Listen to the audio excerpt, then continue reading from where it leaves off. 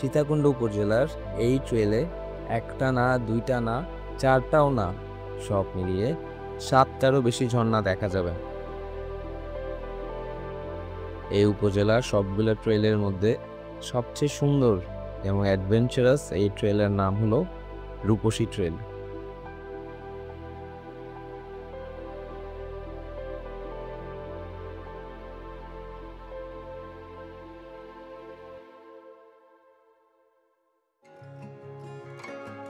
এখানে আসতে হলে প্রথমে এসে যেতে হবে বড় কমলদহ বাজারে।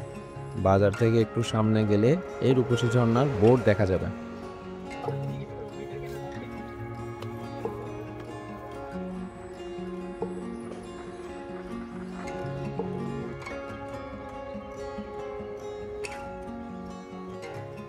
এই রাস্তা দিয়ে 15 থেকে 20 মিনিট হাঁটলে চলে যাওয়া যাবে এই ট্রেলের সবচেয়ে বড় ঝর্ণা রূপসী ঝর্ণা।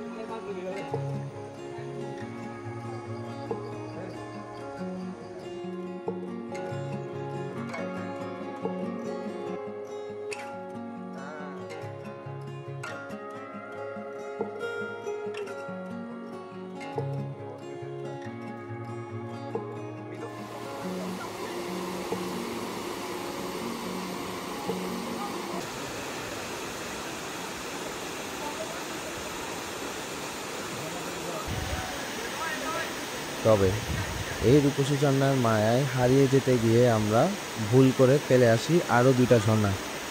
রূপসী ঝর্ণায় পৌঁছানোর কয়েক মিনিট আগেই বাম পাশে একটা সরু রাস্তা দিয়ে গেলেই দেখতে পাওয়া যাবে এই মায়াবতী ঝর্ণার।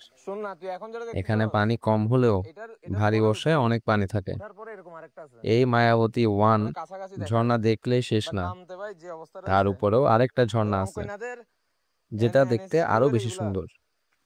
এবার যদিও আমরা সেটাই যাই নাই। যাই হোক, আবার ফিরে আসলাম রূপসীর মেইন রাস্তায়।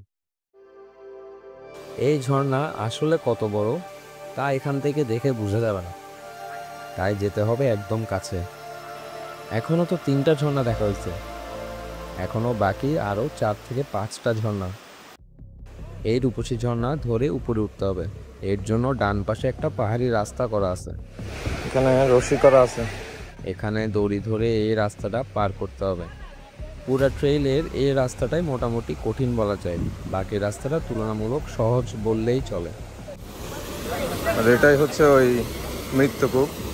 রূপসী ঝর্ণা বেয়ে উপরে উঠলেই দেখতে পাওয়া যাবে এই সাইনবোর্ডের। হ্যাঁ, এটাই মৃত্যুকূপ, যেখানে প্রতি বছর অনেক মানুষ মারা যায়।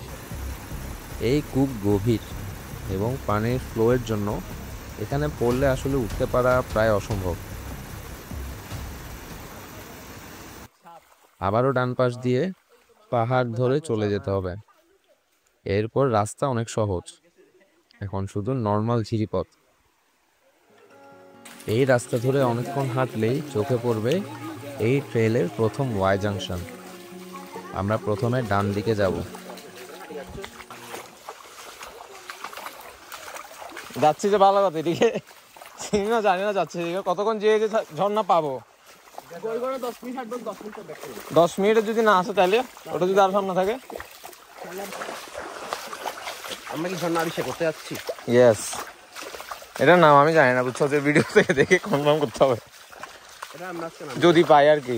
আমরা সেখানে এখানে রাস্তাটা একটু সরু, বোঝাই যাচ্ছে মানুষের আনাগোনা এখানে কম, তাই আড্ডা দিতে দিতে এই ঝিরিপথ হাঁটতে একটা আলাদা আনন্দ অনুভব করা যায়। ব্রাদার, এটা কি ঝর্ণাটা? আগের তো কথা, এর দূর আসছে যখন। হ্যাঁ, ওটা তো ভাই এখন ওটা ফটিকছড়ির দিকে চলে গেলে তার হলো না।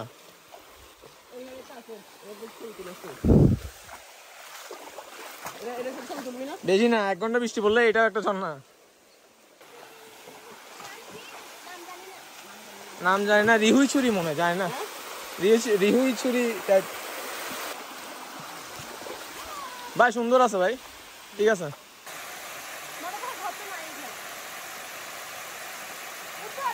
এখানে আসলে ছোট একটা জলপ্রপাত থাকে, ওই জলপ্রপাতটা পার করলেই মনে হয় এটাই ঝর্ণা, বাট না, সামনে আর একটা আছে, তাহলে এটাই তাহলে অ্যাকচুয়াল ঝর্ণাটা মনে হয়। হ্যাঁ ঠিক আছে, এটাই। এর উপরে সম্ভব না যাওয়া। এখানে আমরা মানে তো অনেকক্ষণ ধরে হাঁটলে এল শেপের ওয়াই শেপের ডান পাশ দিয়ে অনেকক্ষণ ধরে হাঁটলে এই ঝর্ণাটা পাওয়া যাবে। অনেকক্ষণ না, প্রায় ধরো 30 মিনিটের মতো। ঝর্ণাটা সুন্দর আছে, তো একটা শট দেখাই।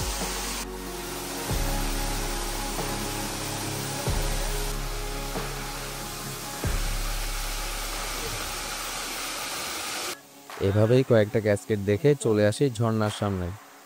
শান্ত নীরব পরিবেশ, শুধু ঝর্ণার শব্দ।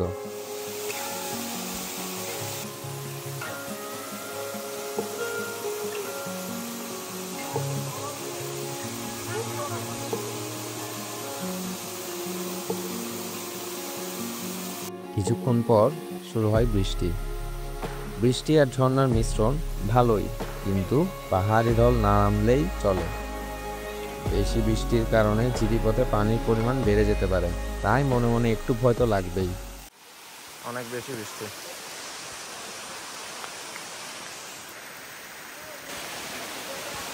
অনেক বেশি বৃষ্টি। এবার ফিরার পালা, চলে যেতে হবে আবার ওয়াই জাংশন পর্যন্ত। বাট যাওয়ার সময় হাতের ডান পাশে আমরা একটা সরু রাস্তা খেয়াল করি। ভাবলাম কিছু দূর যাব, যদি একটা ঝর্ণা পেয়ে যাই। তাই আমরা এই ডান পাশ ধরে কিছুটা আগাতেই চোখে পড়লো এই ছোট্ট ঝর্ণার।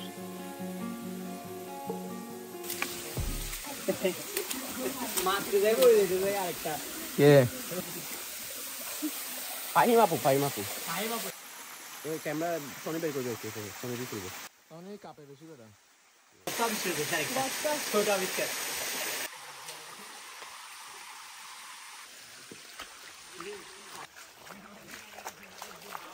এরপর আমরা ওয়াই জাংশন পর্যন্ত এসে গেলাম। আমরা প্রথম ওয়াই জাংশনে ডান পাশে গিয়ে 2টা ঝর্ণা পাইছি। এখন আমরা আবার বাম পাশের রোডটা ধরে যাব। এখানে বাম পাশের রোডটা হচ্ছে মেইনলি ছাগলকান্দার জন্য। তো বাট এখানেও নাকি আরেকটা ওয়াই জাংশন পরে, হয়তো বা দেখতে হবে সামনে গিয়ে। সেখান থেকেও মনে হয় মানে আশেপাশে কিছু ঝর্ণা থাকার কথা। আবারও বাম পাশের রাস্তা ধরে কিছুটা যেতেই চোখে পড়বে এই ট্রেলের সেকেন্ড ওয়াই জাংশন। যোগটোক পড়বে, কি হতে আছে যেতে আসতে। এদিকে যেদিকে মাটি দেখা যাচ্ছে না, ওদিকে পা দেওয়া থেকে এই যে সামনে করতে আছে সাদা অবস্থা। এটা আওয়াজ আসতেছে না, এটার আওয়াজ আসছে বেটা। যে আওয়াজটা শুনছি ভাবছি বড় কোনো কিছু আসতেছে। এই তোমার ঘর থেকে আসতেছে।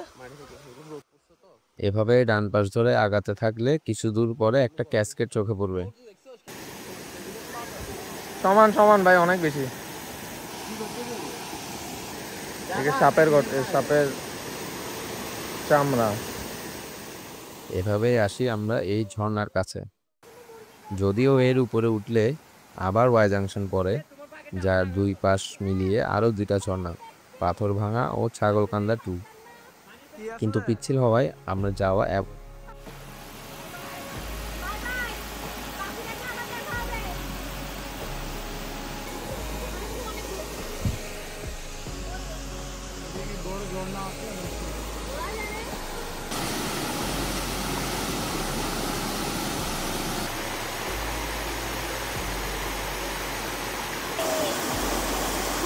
ঠান্ডা ভাই। হ্যাঁ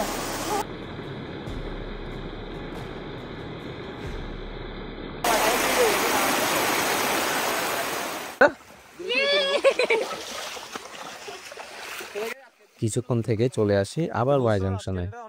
এখান থেকে শুধু একটাই রাস্তা, বাম পাশ ধরে গেলে পড়বে ছাগলকান্দা ঝর্ণা, যেটা হয়তো সবাই চিনবে। সৈকত চলো, কাঁকড়াটা ধরা যাইতো, এটা হচ্ছে লাভবান হতো যদি পলিথিন থাকতো। কাঁকড়াটা ঠিক ছিল, তবে কাঁকড়াটা কিন্তু ইয়া মারবে, এটা পাওয়ারফুল।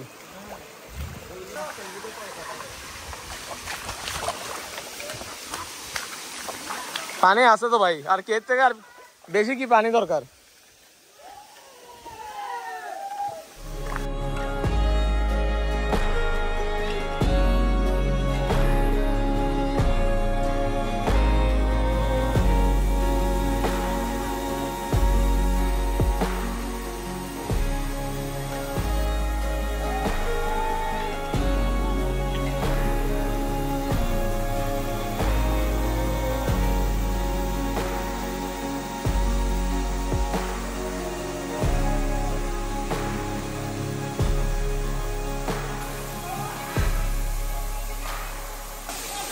আমরা ছাগলকান্দা ঝর্ণা পর্যন্ত আসছি।